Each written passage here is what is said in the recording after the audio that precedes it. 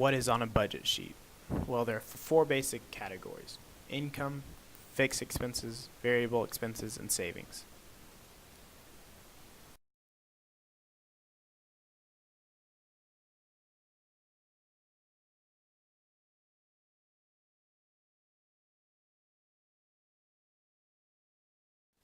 So what is budgeting and why is it important?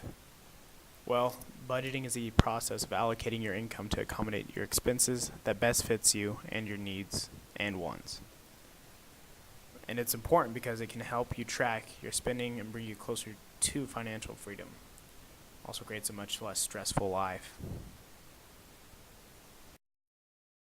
Income. Income is the money you receive on a regular basis from some kind of source, whether that be a job, a part-time job, your parents, or loans such as student loans, which I would not recommend just because you're going to have to pay it back later. So it's really not an income, but if you have to use it as one, I mean, being a college student, that's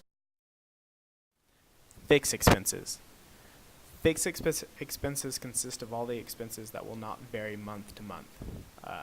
So what that means is basically the amount that you pay for that one thing is going to be consistent every month. There's no guessing or anything like that. So some examples would be rent, car, variable expenses. Variable expenses are expenses that vary month to month. So let's say you purchase groceries for $150 one month and then $100 the next. You see there's no set amount that you're going to spend unless you buy the same thing every month, which, but for more savings is something that should be considered in all situations. It may be tough on a tight budget, but will pay off in the long run. So let's say you can only save $1. Well, if that's all you can save, then that's fine. But I believe that you should save that dollar, no matter what. If you can, do it. It'll pay off in the long run. So, how are you going to put this all together? Well, there's three types of budgeting that I'm going to show you today. That's bucket budgeting, the envelope system, and reverse budgeting.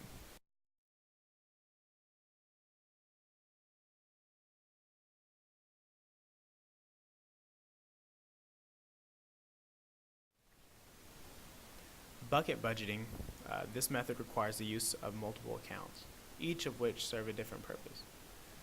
So, with this method, like I said, you can have three accounts. 2 checking, 1 saving.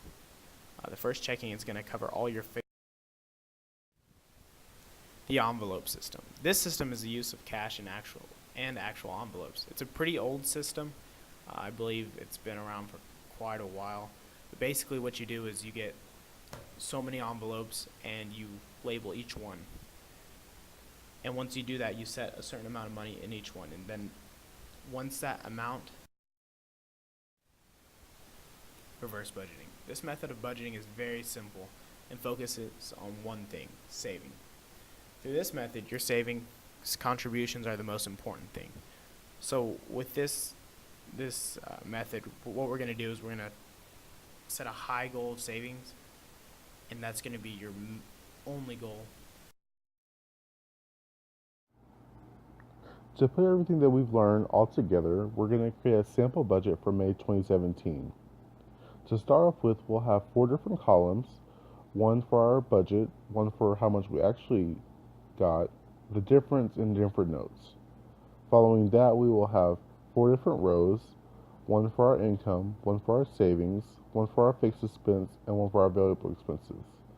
In this example, we will have a part-time job, and this will go under the income row, that we think will get paid $1,000 a month. And then we have a scholarship that we plan on getting $500 for that month. Following that, in our savings, we plan to put $300 in our savings. And then in the fixed expenses, for our rent, we plan on paying $500. Our car payment's going to be $200, which we know won't change in the actual. And then for our variable expenses, our entertainment, we believe, will be spent around $250. And the water bill, since those can go up and down, we plan on paying about $250. So we're gonna go to our next column, and we actually did get $1,000 for the month of May 2017. So there was $0 difference. And then for our scholarship, we actually did get $500 that month, so there was $0 difference. Along with that, we did get $300 for savings, so there was $0 difference. And for our fixed expenses, those both didn't change because those are going to be the same every month. However, for our variable expenses, we only were able to spend $200 in entertainment, so that was a $50 difference. And for our water bill is actually higher. It was $275 instead of $250, and that was $25 difference. And you can do this in order to look at your money and see where it's going because we can make adjustments where needed. So we can actually see that maybe for the next month of June, we can decrease how much we want to spend in entertainment, but also plan on having more money saved or budgeted for our water bill.